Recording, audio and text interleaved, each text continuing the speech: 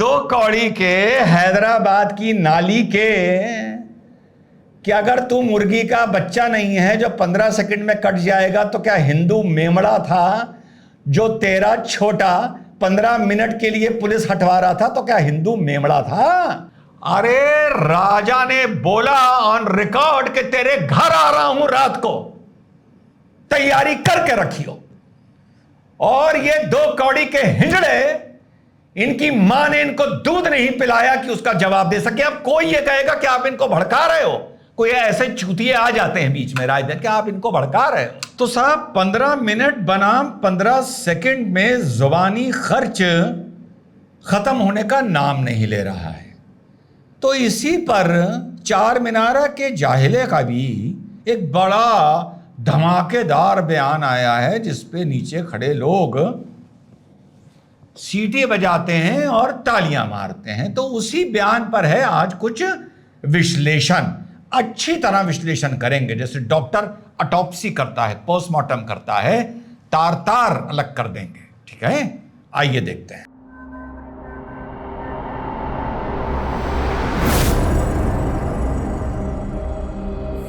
Hello, नमस्कार, सत श्री अकाल, अस्सलाम वालेकुम। कैसे हैं जनाब? तो छोटा तोप है, मोम की तोप है, ये बोला है तोप है।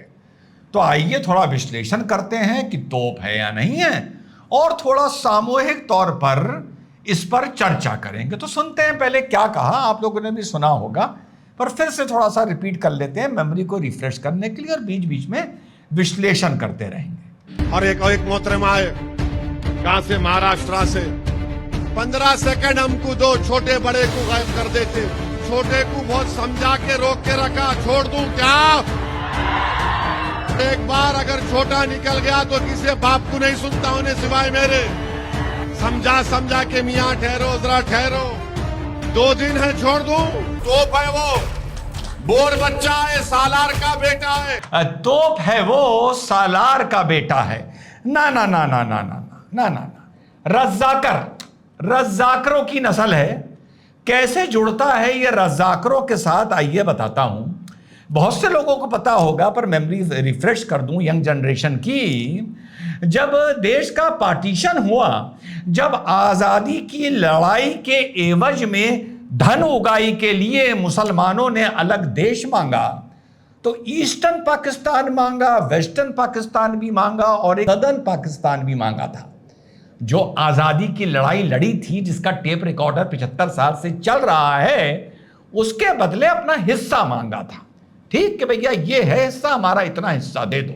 ठीक, तो एक सदर्न पाकिस्तान भी बनना था। तो सदर्न पाकिस्तान का मोर्चा उठाया रज्जाकरों ने। जिस तरह ये भौंक रहा है, इसी तरह रज्जाकर भौंके थे। इनके बड़े करीबी हुआ करते थे रिजवी, उसका कासिम रिजवी, वो बड़ा लीडर हुआ करता था।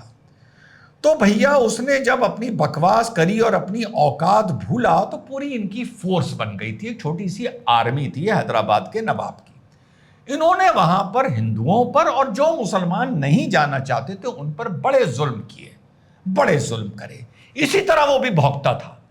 भौंकना एक है, 75 साल बीत गए, लेकिन भौंकना एक है, औकात भूल के भौंकना एक है। तो फिर कुटाई का दौर आया, तो ऑपरेशन पोलो हुआ। तो वो इसी तरह भौंकते थे कि हैदराबाद की सरहद के पास आके दिखाओ। तो भारत की सेना ने सरदार वल्लभ भाई पटेल के आदेश पर बहुत कूटा था, बहुत मारा था, बहुत कूटा था, क्योंकि इन्होंने भी गांव के गांव हिंदुओं के जला दिए थे। तो जब मार मार के, टकने तोड़ के, पिछवाड़ा लाल करके, डंडा रेल के कासिम को जेल में डाला गया, तो उस टाइम के एक ऑर्गेनाइजेशन चलती थी जिसका कासिम सर्वे सर्वा था। तो उस ऑर्गेनाइजेशन का नाम था MIM, मजलिस इत्तेहादुल मुस्लिमीन। जी हां। तो जब वो मार मार के, जब उसने भीख मांगी कि मुझे ना मारो, ना टंगाओ, तो ये तय हुआ कि इस गंद को पाकिस्तान फेंक दो।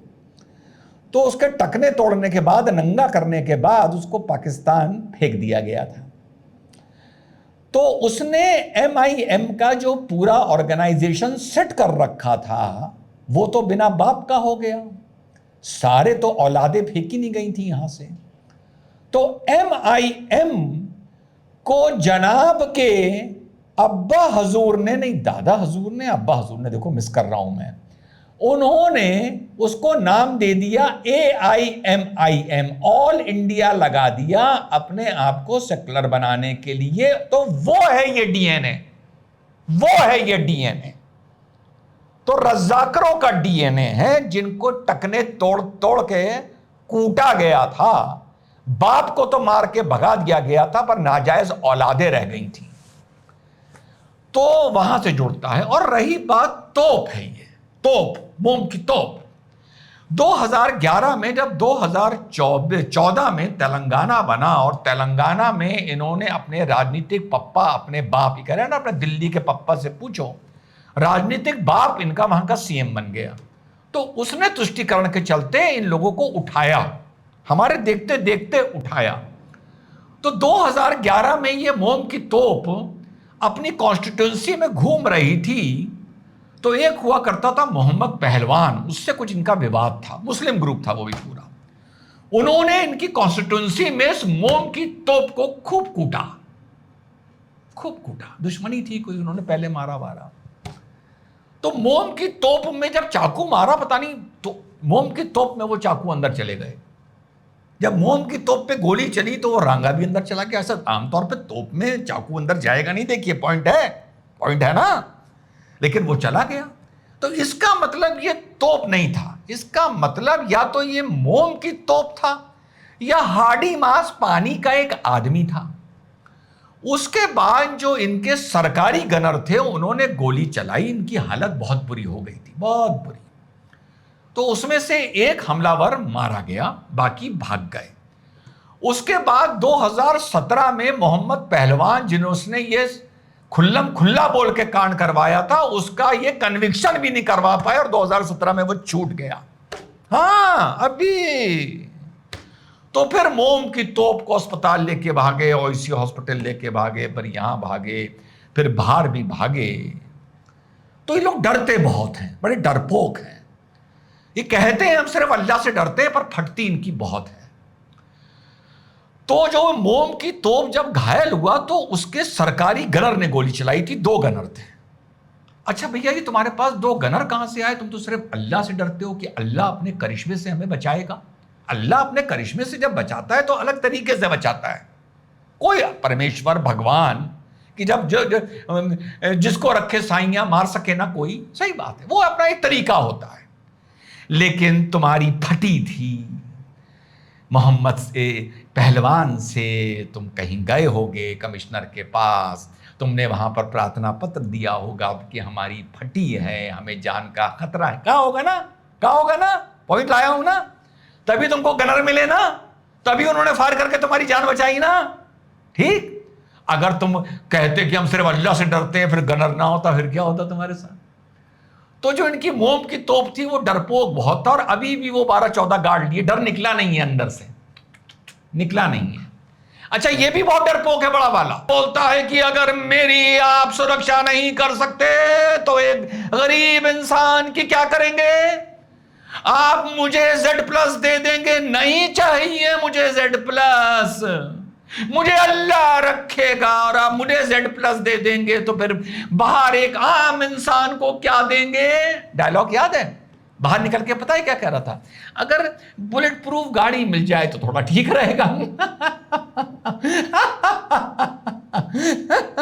बड़े बेशर्म है। तो बहुत डरपोक है ये। तो मोम की तोप की तो हकीकत ये है कि मोम की तोप की जान बचाने के, मोम की तोप की जान एक उनके सरकारी गनर ने बचाई थी। वैसे आप लोगों ने आज से पहले कभी सुना है कि तोप की किसी ने जान बचाई? तोप को लेके हॉस्पिटल गए, तोप को लेके विदेश भागे, सुना है? अच्छा कभी सुना है एक तोप 12 बंदूकधारी अपने साथ लेके चल रही है? कभी ऐसा सीन देखा है? एक तोप खड़ी है और चारों तरफ 12 लोग राइफल लिए खड़े हैं। बड़े बेशरम है। टी राजा नहीं, राजा सिंह इनका कुत्ता बना के रखता है हैदराबाद में। ठीक, जो चाहता है बोलता है। अरे राजा ने बोला ऑन रिकॉर्ड कि तेरे घर आ रहा हूं रात को, तैयारी करके रखियो। और ये 2 कौड़ी के हिंजड़े, इनकी मां ने इनको दूध नहीं पिलाया कि उसका जवाब दे सके। अब कोई ये कहेगा कि आप इनको भड़का रहे हो, कोई ऐसे चूतिए आ जाते हैं बीच में राजनीति कि आप इनको भड़का रहे हो, आ जाते हैं कुछ। अबे भड़का नहीं रहा, इनको इनकी औकात बता रहा हूं। जो मन में आता है बोलता है राजा सिंह। नहीं टेढ़ी कर पाते साले तुम, टेढ़ी कर पाते। आई बात समझ में? तुम वो इंसान हो दो कौड़ी के। अच्छा सुनो, पहले पूरा सुन लेते हैं फिर आगे बात करते हैं। बहुत मुश्किल से समझा के बिठाना पड़ता उनको, बहुत मुश्किल से। और उनको समझाने वाले का नाम असदुद्दीन ओवैसी है, किसके बाप को नहीं सुनने वाला है छोटा। बोल दूं कल से शुरू करो बैटिंग। अभी खाली उन्होंने टाइमिंग कर रहे, सिंगल ले रहे, 1 2 3 कर रहे। अगर शुरू हो गए T20 का तो फिर तुम्हारा भी T20 फिर कैसा होगा देखो। 15 सेकंड का थे इनको, 15 सेकंड।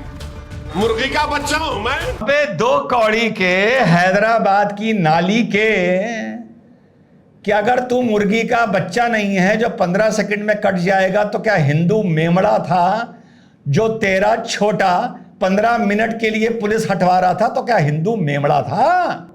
बोल, अगर तू मुर्गी का बच्चा नहीं है तो क्या हिंदू मेमड़ा है?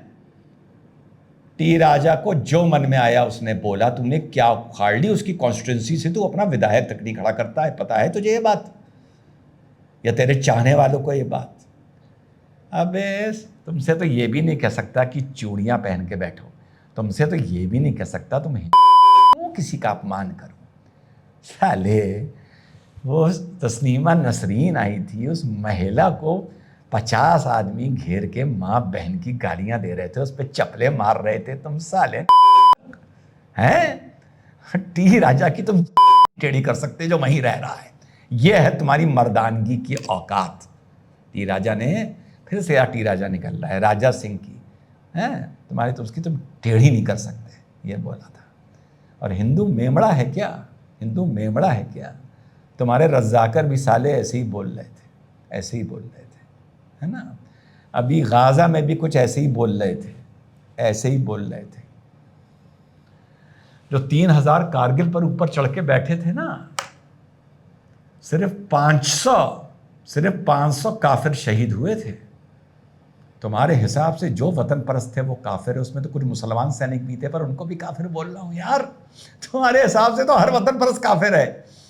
जो भारत माता का लाल है, भारत माँ का सपूत है। सिर्फ 500-600 शहीद हुए थे और 3000 को कुत्ता बना दिया था। वो ऊपर थे और ये माँ के लाल नीचे थे, वो सलार की औलादे सब ऊपर थे। आई बात समझ में? अबे बड़े जूते पड़ेंगे यार, तुम लोग को समझाता हूं सालों, बड़ा कूटे जाओगे यार। जरा जुबान पर काबू रखो। वो तुम्हारा बरेली का भी बड़ा भौंक रहा था। ये स्टेट जिस दिन औकात में आ गया ना और अनाउंसमेंट कर दिया कि हैदराबाद की गलियों में कर्फ्यू रहेगा, तो किसी माँ के लाल में इतनी हिम्मत नहीं होगी जो अपने घर की खिड़की से झांक के भी देख ले। और तुम्हारी शेरवानी से तुम्हें घसीटते हुए पुलिस की जीप पीछे फेंक के डालेगी। ये है स्टेट जो तू बकबका रहा है, और तेरी औकात सबको पता है। अबे तेरे हैदराबाद में अपने तेरा बाप राजनीति का मस्जिदें तोड़ता है यार। 5 साल में 4 मस्जिदें तोड़ दी तेरे राजनीति के बाप ने, और तेरी औकात नहीं थी कि तू उसके खिलाफ सड़कों पर उतर आए। ये है तेरी औकात, ये है तेरी औकात। और अगर कोई मानता है ना कि कोई किसी को भड़का रहा है, कुछ कर रहा है, मैं उसको केयर नहीं करता। राजा सिंह तेरा कुत्ता बना के रखता है, कुत्ता बना के। और तुम लोगों में दम नहीं है उसकी बात का जवाब देने का। सिर्फ जाहिल नीचे बैठ के सुनते हैं और तुम्हारे लिए तालियां बजाते हैं। ये जाहिल अपनी खिड़कियों से झांकेंगे नहीं जिस दिन तुम्हें स्टेट की पुलिस गिरबान पकड़ के घसीटती हुई ले जा रही होगी। केजरीवाल भी कहता था ना, दिल्ली सड़कों पर निकल आएगा। क्या हुआ? उससे बदतर हाल होगा तुम्हारा। कोई पूछना वाला नहीं है रज़ाकरों को। तुम क्या अलगाववादियों से बड़े हो गए कश्मीर की घाटी में? जो अलगाववादियों की औकात थी पूरे कश्मीर घाटी में, कुत्ता बना दिया, कुत्ता। इसको बोलते हैं कुत्ते से भी बदतर हालत। कुत्ता भी कभी कभी कर्फ्यू हो तो घर के बाहर निकल के सुस्सू गुस्सू करके अंदर आ जाता है। हाल है अलगाववादियों की इतनी औकात नहीं थी कि अपने घर के सड़क पर बाहर निकल आए। और जो नया कश्मीर बनाने चले थे वो IAS टॉपर वो अब भाजपा के नाम की डुगडुगी बजा रहे हैं। इतनी इतनी दाढ़ियाँ हो गई थी गेस्ट हाउसेज में बंद रखकर, और आज भी कम से कम 700-800 लोग बंद हैं। कोई उन्हें बेटा पूछने वाला नहीं है, कोई उनके लिए खड़ा होने वाला नहीं है। परिवार वाले भी भूल गए कि कौन से दक्षिण भारत की जेल में पड़े हो। तो अपनी औकात में रहो। तुम जब तक झेले जा रहे हो, जब तक साफ ये है कि कहीं सिस्टम को लगता है कि तुम ठीक हो, जिस दिन सिस्टम की नज़र उतर गई ना, तो तुम्हारा सिस्टम बहुत बुरा हाल करेगा, बहुत बुरा। हर तुम्हारे कॉलेज का नक्शा गलत साबित कर कर पूरे तुम्हारे कॉलेज ढहा देगा। ये सिस्टम वो चीज़ होती है, 10 बार लोगों को समझाए यार। ऊंचा थूकना तुम्हारी आदत है। आज भी रीलें बन रही हैं, बर्बाद हो गया इजराइल, बर्बाद हो गया इजराइल। आज भी खुश हो कि इजराइल को बर्बाद कर दिया 6 महीने के अंदर। ठीक, तो अपनी औकात में रहो। इससे ज़्यादा तुम लोगों से और कुछ नहीं कह सकता। ऐसे हालात ना पैदा करो। तुम्हारा ये मोम का शेर, मोम की तोप तो अपने गार्ड्स की, और तुम अपने गार्ड्स के अंदर बैठ जाओगे। बाहर वाले गरीब मुसलमान को बहुत परेशानी होगी। जय हिंद, वंदे मातरम, खुदा।